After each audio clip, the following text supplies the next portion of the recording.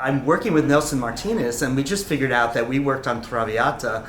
It was my first season at the Met. I don't want to say how long ago that was, but it was quite some time ago with the great conductor Carlos Kleiber. Did you do this with Kleiber? Hey, Yeah, that's why you did Dove Mio thing, because he asked for that. I was on that too. That's what we were doing.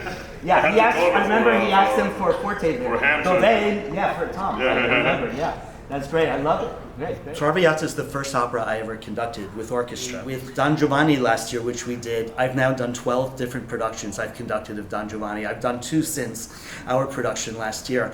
So Giovanni is now officially the opera I've conducted the most. However, Traviata, I conducted my first opera ever when I was just starting out, and believe it or not, I have not conducted a full production since.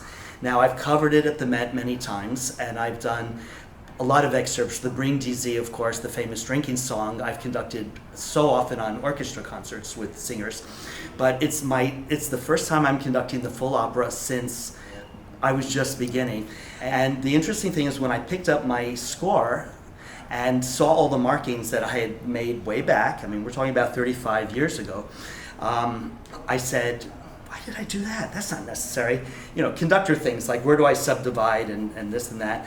And I said, well, that's not necessary. Now I don't need to do that. So it's interesting to see, you know, when you're a young conductor and you're doing something for the first time, I think your main goal is just keep everything together.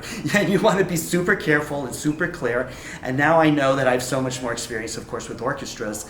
I know where I can be more musical and maybe not less clear, but where I can relax more in the clarity and make better music. So this is a really exciting reunion with Traviata again for me.